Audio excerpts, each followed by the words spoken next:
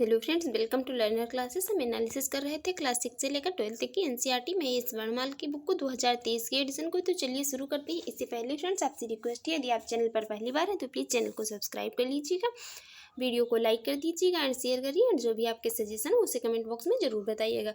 और यदि इस वीडियो जो है की पीडीएफ चाहिए तो पीडीएफ वीडियो के डिस्क्रिप्शन बॉक्स में पीडीएफ का लिंक दिया हुआ है, वहां पर जाकर इसकी पीडीएफ डाउनलोड कर सकते हैं। आज हम शुरू करेंगे मध्यकालीन भारत के इतिहास से। मध्यकालीन भारत के इतिहास में सबसे पहले बात करेंगे भारत पर मुस्लिम आक्रमण की। भारत पर मुस्लिम आक्रमण की।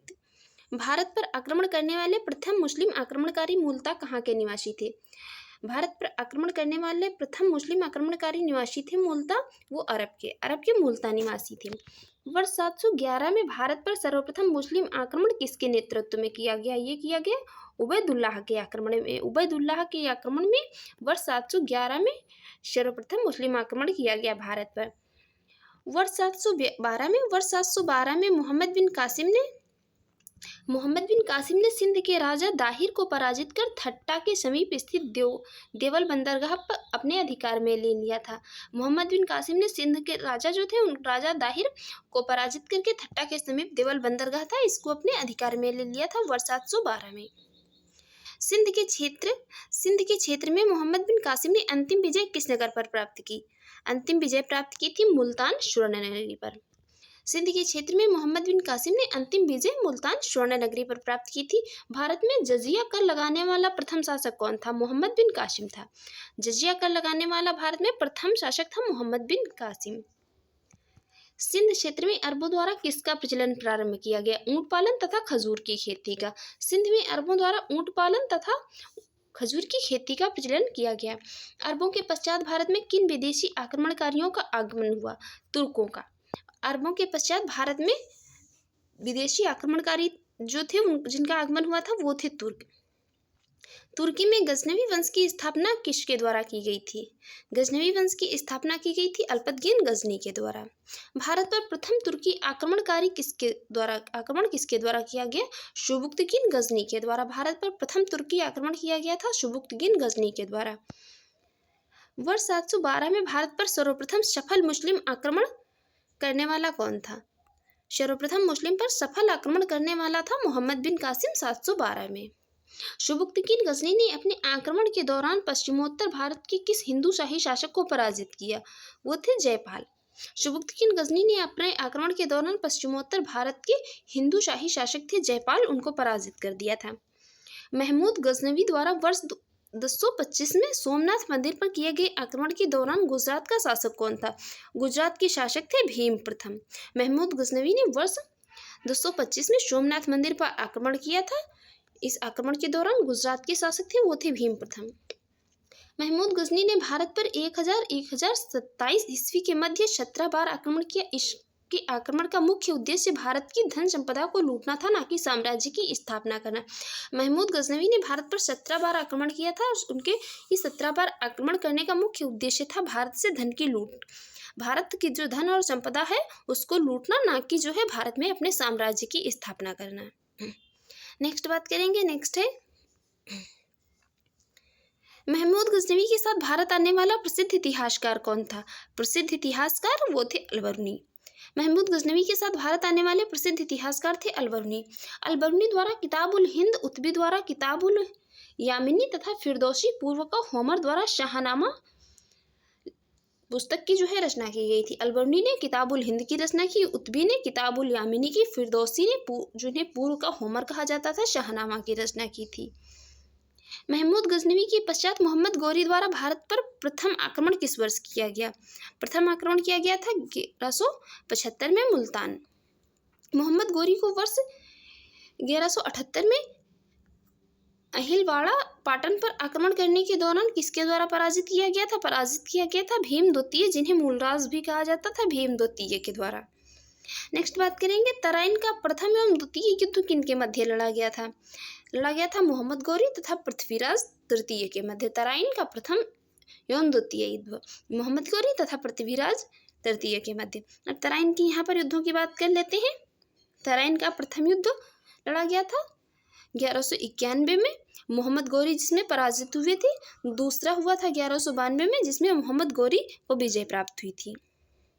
मोहम्मद गौरी ने कन्नौज के शासक जयचंद को किस युद्ध में पराजित किया? चंदावर के युद्ध में। चंदावर के युद्ध में 1194 ईस्वी में मोहम्मद गौरी ने कन्नौज के शासक जयचंद को पराजित किया था। मोहम्मद गौरी के साथ भारत आने वाले प्रसिद्ध सूफी संत कौन थे? वो थे शेख मोइनुद्दीन चिश्ती। मोहम्मद गौरी के साथ भारत आने वाले प्रसिद्ध सूफी संत थे शेख मोइनुद्दीन चिश्ती। सिक्कों पर देवी लक्ष्मी की आकृति किस मुस्लिम शासक के द्वारा बनवाई गई थी? ये बनवाई गई थी मोहम्मद गौरी के द्वारा। सिक्कों पर देवी लक्ष्मी की आकृति बनवाई गई थी मोहम्मद गौरी के द्वारा, वो भी भारत में आक्रमण करने के बाद। बख्तियार खिलजी मोहम्मद गौरी का एक साधारण दास था जिसने बंगाल तथा बिहार पर विजय प्राप्त की थी। इसने अपने आक्रमण के दौरान नालंदा एवं विक्रमशिला विश्वविद्यालय को नष्ट कर दिया था। किसने? बख्तियार खिलजी ने मोहम्मद गौरी का एक दास था। नेक्स्ट बात करेंगे। नेक्स्ट है मोहम्मद गौरी की मृत्यु के पश्चात उसके साम्राज्य पर किन 3 गुलामों द्वारा नियंत्रण स्थापित किया गया? वो 3 गुलाम थे इनके कौन कौन? यालदौज, कुबाचा तथा कुतुबुद्दीन ऐबक। कुतुबुद्दीन ऐबक जिन्होंने जो है गुलाम वंश की स्थापना की थी, ये मोहम्मद गौरी के क्या थे? मोहम्मद गौरी के गुलाम थे सभी। नेक्स्ट बात करेंगे। नेक्स्ट है भारतीय जनता के लिए हिंदू शब्द का सर्वप्रथम प्रयोग अरबों द्वारा किया गया था। भारतीय जनता के लिए सर्वप्रथम हिंदू शब्द का प्रयोग जो किया गया था वो अरबों के द्वारा किया गया था। अब बात करेंगे यहाँ पर हम दिल्ली सल्तनत की।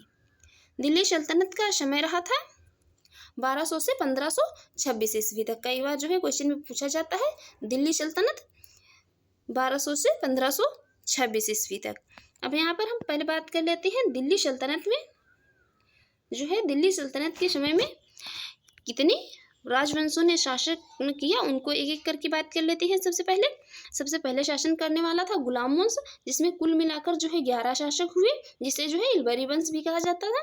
दूसरा था खिलजी वंश जिसमें 5 शासक हुए। तीसरा था तुगलक वंश जो कि जिसमें 9 शासक हुए। सैयद वंश जो कि उसमें 4 शासक हुए। और सबसे लास्ट था लोधी वंश जिसमें जो है 3 शासक हुए। अब यहाँ पर एक एक करके इनसे सबके शासकों की बात कर लेते हैं। सबसे पहले यहाँ पर बात करेंगे हम गुलाम वंश के शासकों की। सबसे पहले बात करेंगे यहाँ पर किसकी? गुलाम वंश के शासकों में कौन कौन से शासक हुए। सबसे पहला शासक था कुतुबुद्दीन ऐबक जो है 1206 से 1210 ईस्वी तक रहा, जिसने गुलाम वंश की स्थापना की थी। इसकी राजधानी लाहौर थी। उसके बाद शासक हुआ आराम शाह 1210 ईस्वी में। उसके बाद शासक बना कौन? इल्तुतमिश जो कि ये कुछ समय के लिए ही शासक रहा था आराम शाह। उसके बाद शासक बना इल्तुतमिश। 1210 से 1236 ईस्वी तक रहा। इसने अपनी राजधानी जो है लाहौर से दिल्ली बनाई। उसके बाद शासक कौन हुए? उसके बाद हुए रुकनुद्दीन जो कि 1236 तक रहे। उसके बाद मोस्ट इंपॉर्टेंट जहाँ से बहुत क्वेश्चन बनते हैं एग्जाम में, रजिया सुल्तान। इनका शासनकाल रहा 1236 से 1239 ईस्वी तक। उसके बाद मुइजुद्दीन बहराम शाह हुए जो कि 1240 से 1242 ईस्वी तक रहे।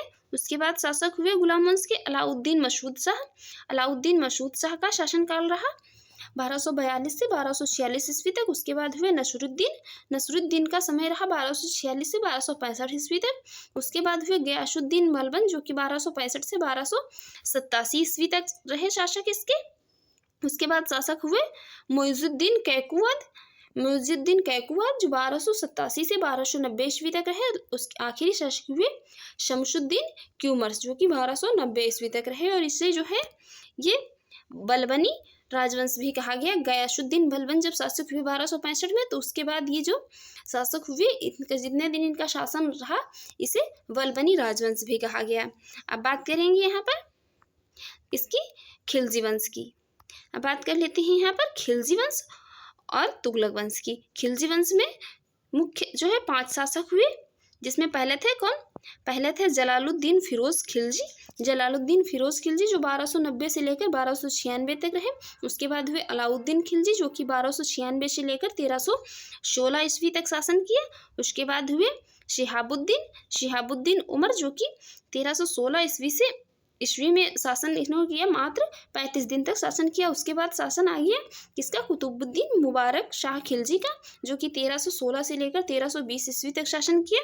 उसके बाद इसमें खिलजी वंश में शासक हुए कौन? नसरुद्दीन खुसरो खान नसरुद्दीन खुसरो खां जो है ये 15 अप्रैल से 7 सितंबर 1320 में, बस इन्होंने इतने दिनों तक ही शासन किया।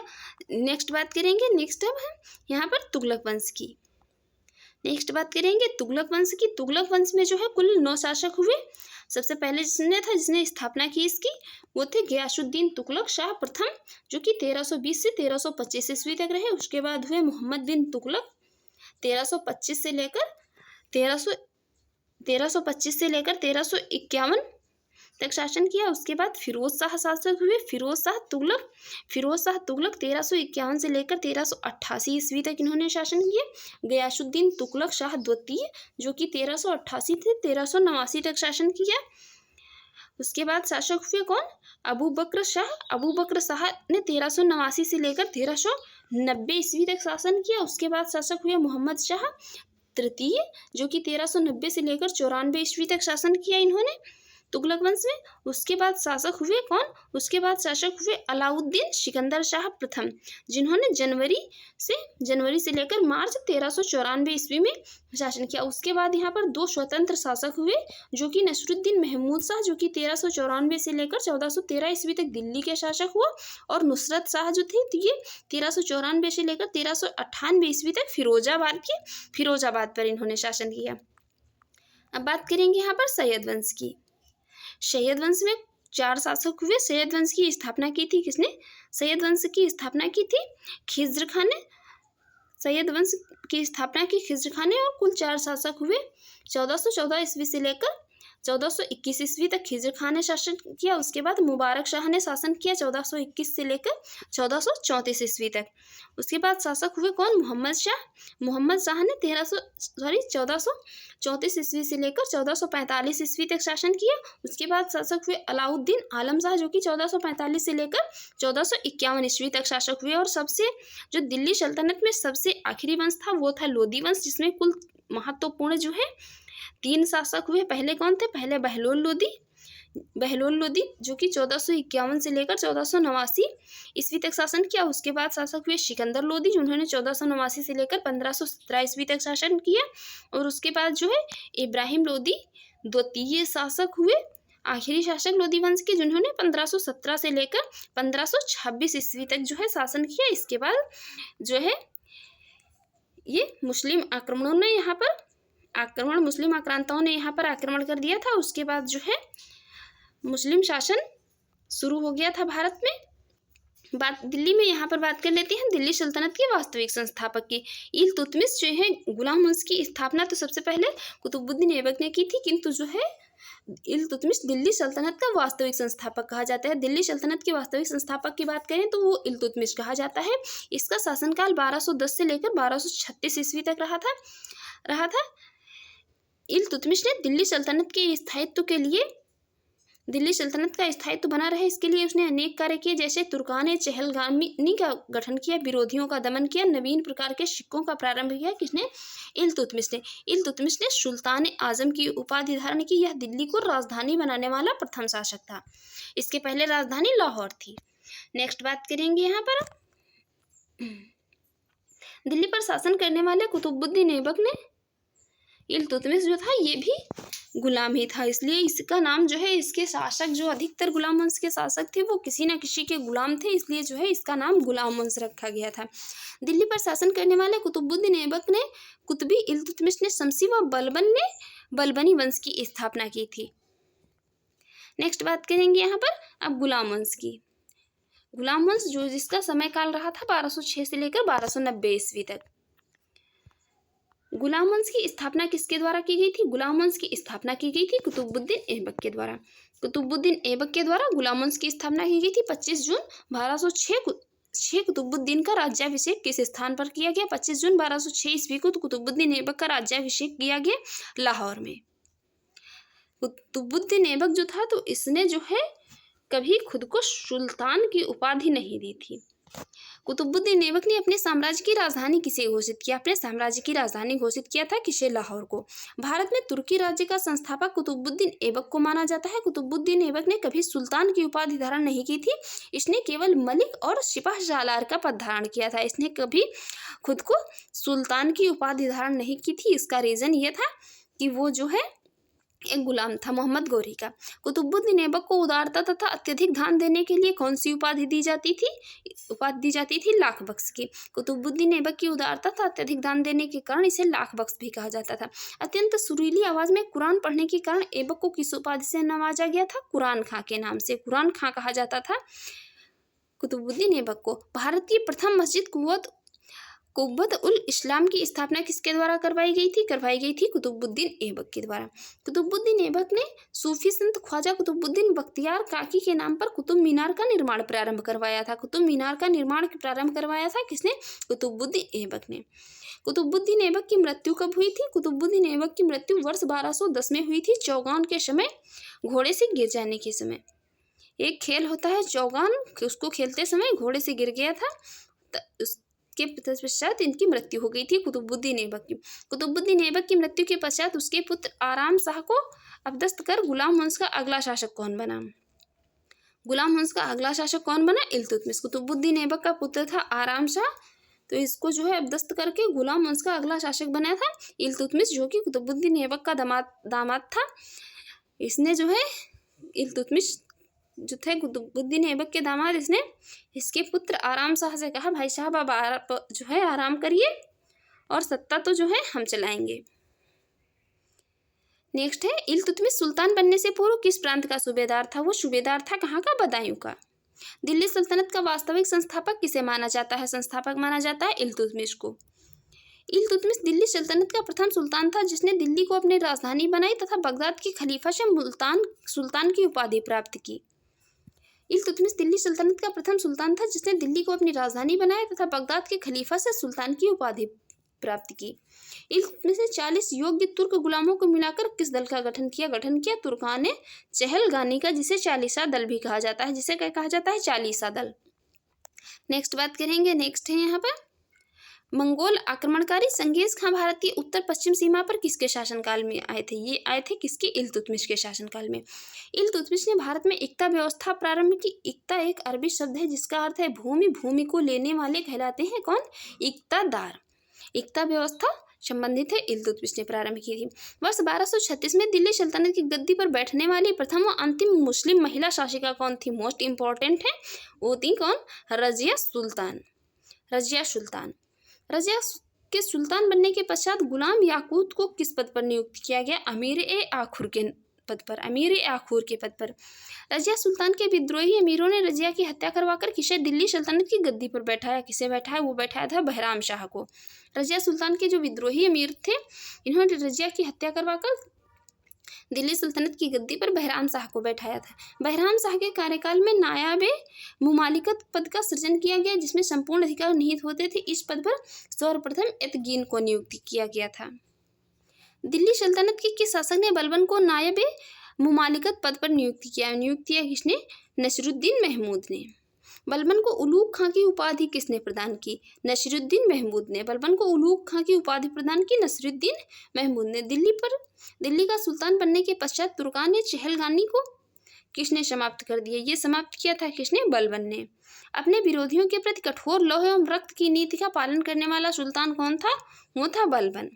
लौह एवं रक्त की नीति बलबन ने प्रारंभ की थी। बलबन प्रथम सुल्तान था जिसने राजत्व के सिद्धांत का प्रतिपादन किया। उसने राजत्व को नियाबते खुदाई ईश्वर द्वारा प्रदत्त तथा राजा को जिल्ले इलाही ईश्वर की छाया कहा। जिल्ले इलाही की उपाधि धारण की थी किसने? बलबन ने। नेक्स्ट बात करेंगे सिजदा एवं पैबोस प्रथा की। सिजदा एवं पैबोस प्रथा को अपने दरबार में प्रारंभ करने वाला सुल्तान था बलबन। बलबन ने किस नाम से एक सैन्य विभाग की स्थापना की थी? नाम था उसका दीवाने अर्ज। दीवाने अर्ज एक सैन्य विभाग था, इसकी स्थापना की थी बलबन ने। गुलाम वंश का अंतिम शासक कौन था? गुलाम वंश का अंतिम शासक था शमसुद्दीन क्यूमर्स। शमसुद्दीन क्यूमर्स था गुलाम वंश का अंतिम शासक। नसरुद्दीन महमूद जो था एक शांत स्वभाव वाला व्यक्ति था। इतिहासकार सिराज ने इसे दिल्ली का आदम सुल्तान कहा। अब बात करेंगे हम यहाँ पर किसकी? खिलजी वंश की। खिलजी वंश का समयकाल रहा था 1290 से लेकर 1320 ईस्वी तक। 1290 से लेकर 1320 ईस्वी तक शासन किया किसने? खिलजी वंश ने। गुलाम वंश के पश्चात वर्ष 1290 में खिलजी वंश की स्थापना किसके द्वारा की गई? ये की गई थी किसके? जलालुद्दीन फिरोज शाह खिलजी के द्वारा। गुलाम वंश के पश्चात वर्ष 1290 में खिलजी वंश की स्थापना जलालुद्दीन फिरोज शाह खिलजी के द्वारा की गई। रक्त और लौह की नीति को त्याग कर शासन के उदार नीति का अनुसरण करने वाला दिल्ली का प्रथम सुल्तान थे, वो थे जलालुद्दीन फिरोज शाह खिलजी। वर्ष 1296 में कड़ा मानिकपुर में जलालुद्दीन की हत्या किसने की थी? जलालुद्दीन की हत्या की थी अलाउद्दीन खिलजी ने।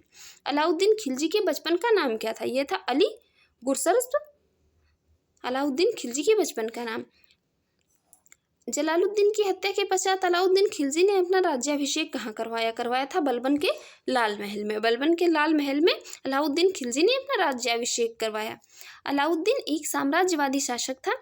अलाउद्दीन खिलजी एक साम्राज्यवादी शासक था। वह विश्व विजय प्राप्त करने के साथ साथ एक नए धर्म की स्थापना करना चाहता था। अलाउद्दीन खिलजी विश्व विजय प्राप्त करना चाहते थे और उसके साथ साथ एक नए धर्म की स्थापना करना चाहते थे। राज्याभिषेक के पश्चात सिकंदर शानी या द्वितीय सिकंदर की उपाधि किसने धारण की? वो धारण की थी किसने? अलाउद्दीन खिलजी ने। सुल्तान बनने के पश्चात अलाउद्दीन ने प्रथम आक्रमण किस शासक पर किया?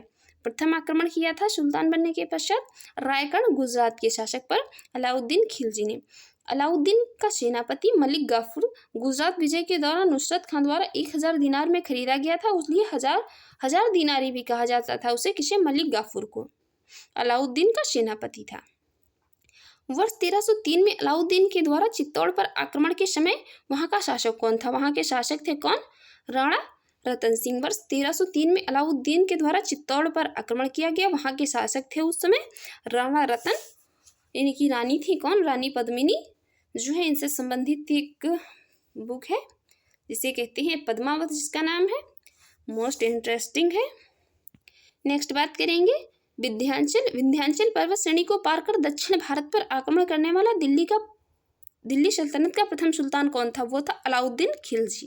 कौन थे? अलाउद्दीन खिलजी। अलाउद्दीन के दक्षिण अभियानों का सेनापति कौन था? दक्षिण अभियानों का सेनापति था मलिक गाफूर। तेलंगाना वारंगल के शासक प्रताप रुद्रदेव द्वितीय ने मलिक गाफूर को विश्व प्रसिद्ध कोहिनूर हीरा भेंट किया था, जिसे मलिक गाफूर ने अलाउद्दीन खिलजी को भेंट किया था। नेक्स्ट बात करेंगे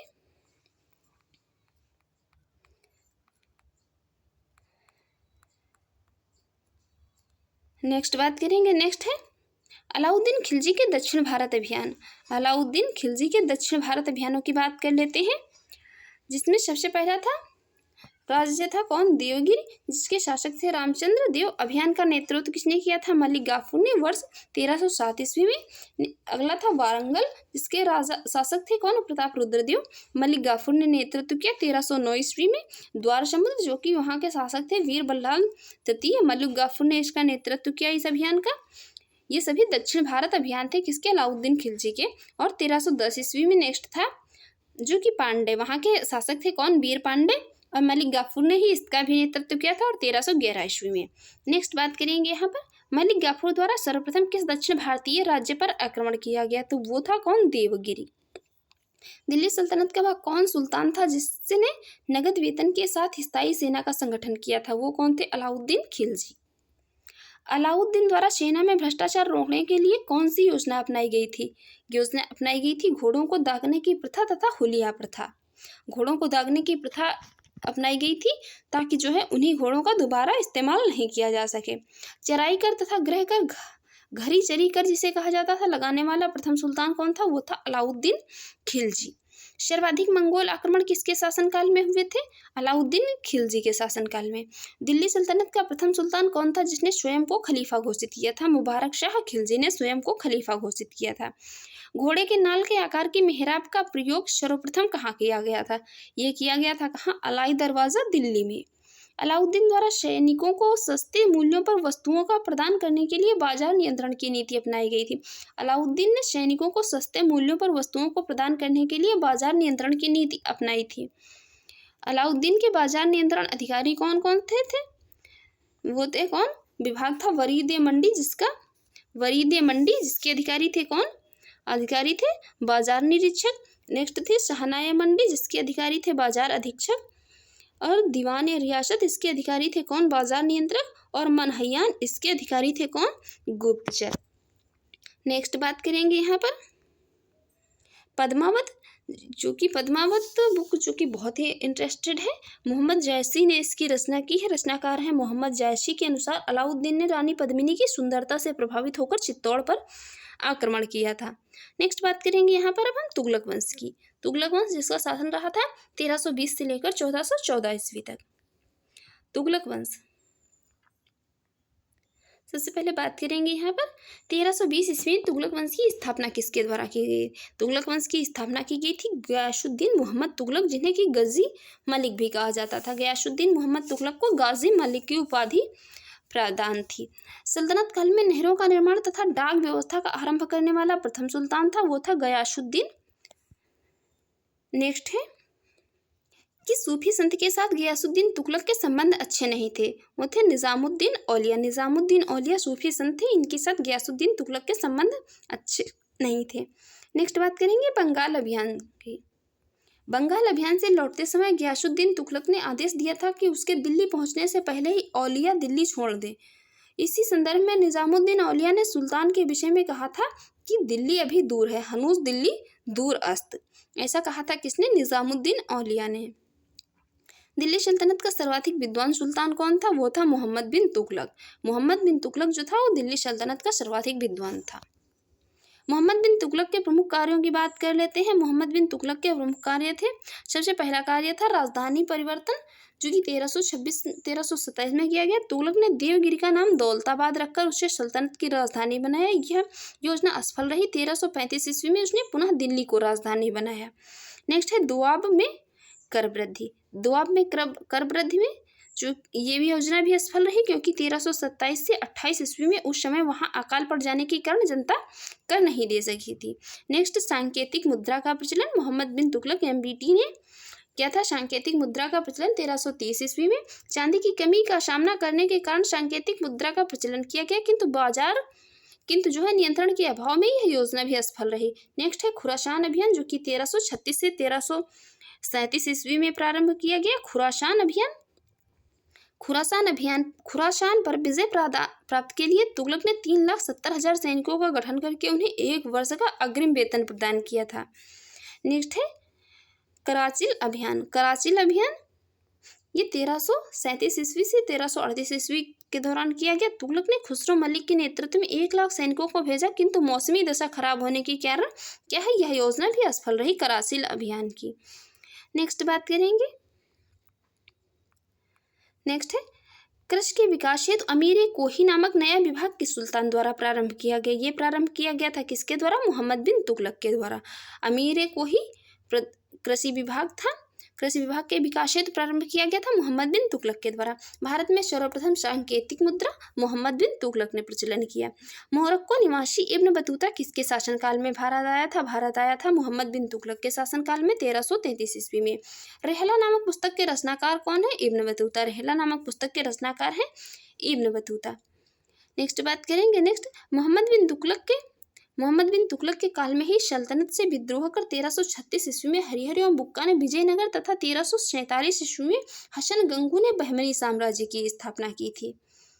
मोहम्मद बिन तुगलक के ही काल में इन्होंने सल्तनत से विद्रोह कर दिया और हरिहर एवं बुक्का ने विजयनगर साम्राज्य की स्थापना कर ली। हसन गंगू ने बहमनी साम्राज्य की स्थापना कर ली। नेक्स्ट बात करेंगे। होली के त्यौहार के सार्वजनिक उत्सव में भाग लेने वाला दिल्ली का प्रथम सुल्तान कौन था? मोहम्मद बिन तुगलक था। किस जैन संत के साथ मोहम्मद बिन तुगलक के संबंध घनिष्ठ थे?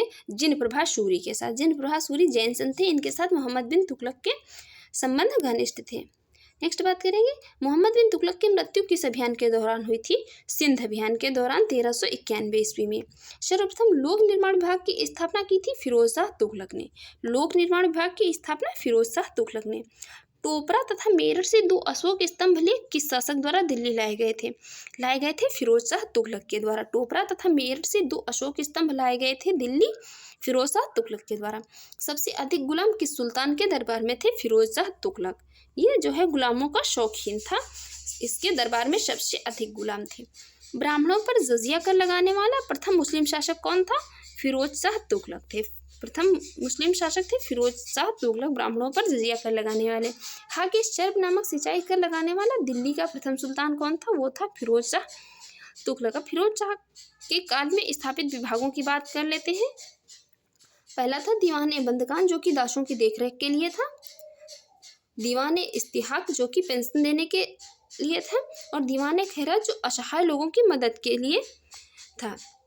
नेक्स्ट बात करेंगे यहाँ पर दिल्ली सल्तनत के तुगलक वंश का अंतिम शासक कौन था। अंतिम शासक था नसीरुद्दीन महमूद। तुगलक वंश का अंतिम शासक था कौन? नसीरुद्दीन महमूद। नसीरुद्दीन महमूद के शासनकाल में मध्य एशिया के महान नसीरुद्दीन महमूद के शासनकाल में मध्य एशिया के महान सेनानायक तैमूर ने वर्ष 1398 में भारत पर आक्रमण किया था। नेक्स्ट अब यहाँ पर बात करेंगे हम किसकी? नेक्स्ट बात करेंगे यहाँ पर हम सैयद वंश जो कि रहा था 1414 से 1451 ईस्वी तक, तथा लोधी वंश रहा था 1451 से 1526 ईस्वी तक। सबसे पहले बात करेंगे यहाँ पर किसकी? सैयद वंश की। 1414 ईस्वी में दौलत खां को पराजित कर खिज्र खां ने किस वंश की स्थापना की थी? सैयद वंश की स्थापना। 1414 ईस्वी में दौलत खां को पराजित करके खिज्र खां ने दौलत खां को पराजित करके सैयद वंश की स्थापना की थी। रैयत आला की उपाधि धारण करने वाला सैयद वंश का शासक कौन था? वो थे खिज्र खां। इन्होंने रैयत आला की उपाधि धारण की थी। सल्तनत काल में शासन करने वाला एकमात्र शिया कौन था? वो थे कौन? सैयद वंश। सैयद वंश का सबसे योग्य शासक था मुबारक शाह। इसने तारीख मुबारक शाही के लेखक यहिया बिन अहमद सरहिंदी को संरक्षण प्रदान किया था। सबसे योग्य शासक थे मुबारक शाह, सैयद वंश के थे। दिल्ली सल्तनत में प्रथम अफगान राज्य के रूप में लोदी वंश की स्थापना किसके द्वारा की गई थी? किसके द्वारा? बहलोल लोदी के द्वारा। लोदी वंश के शासकों की बात कर लेते हैं। अभी इसके पहले भी हम देख चुके हैं, जिसमें कि बहलोल लोदी जो कि 1451 से लेकर 1489 ईस्वी तक रहा। सिकंदर लोदी 1489 से 1517 ईस्वी तक रहा। इब्राहिम लोदी ने शासन किया 1517 ईस्वी से लेकर 1526 ईस्वी तक। दिल्ली सल्तनत के सुल्तानों में से किसने सर्वाधिक समय तक शासन किया? वो किसने किया था? कौन? बहलोल लोदी ने 38 वर्ष तक। नेक्स्ट बात करेंगे। नेक्स्ट है किस सुल्तान के बारे में अब्दुल्लाह ने अपनी पुस्तक तारीख दाऊदी में लिखा कि जब वह अपने सरदारों के साथ मिलता है तो कभी सिंहासन पर नहीं बैठता है? बहलोल लोदी के बारे में। बहलोल लोदी जब अपने सरदारों से मिलता था तो वह कभी भी सिंहासन पर नहीं बैठता था। किस सुल्तान ने आगरा नगर की स्थापना कर उसे अपनी राजधानी बनाया? सिकंदर लोदी ने आगरा नगर बसाया था और उसे अपनी राजधानी बनाया था। सिकंदर लोदी ने भूमि के माप के लिए किस पैमाने का प्रयोग किया? गज़े सिकंदरी का प्रयोग किया। किसने? सिकंदर लोदी ने। सुल्तान की उपाधि धारण करने वाला लोदी वंश का प्रथम शासक कौन था? सिकंदर लोदी लोदी वंश का प्रथम शासक था जिसने सुल्तान की उपाधि धारण की थी। सिकंदर लोदी ने मुसलमानों में प्रचलित अनेक कुप्रथाओं जैसे मुहर्रम पर ताजिया निकालना, महिलाओं को पीरों की मज़ारों पर जाने या उनकी याद में जुलूस निकालने पर प्रतिबंध लगा दिया था। किसने? सिकंदर लोदी ने। नेक्स्ट बात करेंगे। नेक्स्ट है यहाँ पर सल्तनतकालीन वंशों की बात कर लेते हैं, जिसमें जो गुलाम वंश था, गुलामों को क्योंकि मामलुक भी कहा जाता है इसलिए इसे कहा जाता था मामलुक वंश, जो कि 1206 से लेकर 1290 ईस्वी तक रहा। कितने वर्षों तक शासनकाल इनका? कितने वर्षों तक रहा? 84 वर्ष तक। और संस्थापक थे कुतुबुद्दीन ऐबक खिलजी वंश 1290 से लेकर 1320 तक, जो कि 30 वर्षों तक शासन किया। संस्थापक थे जलालुद्दीन खिलजी। तुगलक वंश 1320 से लेकर 1414 ईस्वी तक शासन किया, 94 वर्ष तक। गयासुद्दीन तुगलक संस्थापक थे। सैयद वंश 1414 से लेकर 1450 तक, 37 वर्ष। संस्थापक खिज्र खां। और लोदी वंश जो कि 1451 से लेकर 1526 तक शासन किया, 76 वर्षों ने। संस्थापक थे बहलोल लोदी। यहाँ पर जो है सबसे अधिक समय तक शासन करने वाला कौन था? वो था तुगलक वंश। और सबसे कम समय तक शासन करने वाला कौन था? वो था खिलजी वंश। ये क्वेश्चन भी बहुत बार पूछा जाता है जो कि दिल्ली सल्तनत पे सबसे अधिक समय तक शासन किस वंश ने किया था? तो तुगलक वंश ने किया था 94 वर्ष। और सबसे कम समय तक शासन किया तो वो था कौन? खिलजी वंश। खिलजी वंश ने सबसे कम समय तक शासन किया, 30 वर्षों तक। नेक्स्ट बात करेंगे। दिल्ली सल्तनत में वंशों में सर्वाधिक शासनकाल तुगलकों का था तथा न्यूनतम शासन खिलजी वंश का था। नेक्स्ट है भारतीय संगीत पर प्रथम फारसी ग्रंथ लज्जत-ए सिकंदर शाही की रचना किसके कार्यकाल में की गई थी? सिकंदर लोदी के कार्यकाल में। सिकंदर लोदी किस नाम से कविताएं लिखता था? वो गुलरुखी के नाम से कविताएं लिखता था सिकंदर लोदी। लोदी वंश के साथ दिल्ली सल्तनत का अंतिम सुल्तान कौन था? इब्राहिम लोदी। वर्ष 1518 में लड़े गए खातौली के युद्ध में इब्राहिम लोदी को किसने पराजित किया था? राणा सांगा ने पराजित किया था। पानीपत के प्रथम युद्ध में बाबर ने किसे पराजित किया था? बाबर ने पराजित किया था किसे? इब्राहिम लोदी को। किस सुल्तान की मृत्यु के पश्चात भारत में मुगल वंश की स्थापना हुई थी? इब्राहिम लोदी। इब्राहिम लोदी जो था, इब्राहिम लोदी दिल्ली सल्तनत का एकमात्र सुल्तान था जो रणभूमि युद्ध भूमि में वीरगति को प्राप्त हुआ था। भारत में पोलो खेलने का प्रचलन किस शासक ने किया? ये तुर्कों ने किया। तुर्कों के समय में हुआ था भारत में पोलो खेलने का प्रचलन। नेक्स्ट बात करेंगे, नेक्स्ट है सल्तनत काल में दस्तार ये बंदगान किससे कहा जाता है? दस्तार बंदगान कहा जाता है किसे? उलेमा को। किस भारतीय ने संगीत यंत्र तबला एवं सितार का प्रचलन किया था? वो किया था किसने? अमीर खुसरो ने। हिंदी खड़ी बोली का जनक किसे माना जाता है? हिंदी खड़ी बोली का जनक माना जाता है किसे? अमीर खुसरो को। नेक्स्ट बात करेंगे, नेक्स्ट है फिरोज शाह तुगलक ने लगभग 300 नगरों की स्थापना की जिनमें फतेहाबाद, हिसार, जौनपुर तथा फिरोजाबाद शामिल थे। लगभग फिरोज शाह तुगलक ने कितने नगरों की स्थापना की? लगभग 300 नगरों की। तो फ्रेंड्स, आपको ये हमारी वीडियो अच्छी लगी हो और आपके एग्जाम के लिए यूजफुल रही हो तो प्लीज़ आप हमारे यूट्यूब चैनल को सब्सक्राइब कर लीजिएगा, वीडियो को लाइक कर दीजिएगा एंड शेयर करिए एंड जो भी आपके सजेशन हो उसे कमेंट बॉक्स में जरूर बताइएगा। और इस वीडियो की जो है पीडीएफ डाउनलोड करने के लिए वीडियो के डिस्क्रिप्शन में पीडीएफ का लिंक दिया हुआ है, वहाँ पर जाकर इसकी पीडीएफ डाउनलोड कर सकते हैं। Thanks for watching.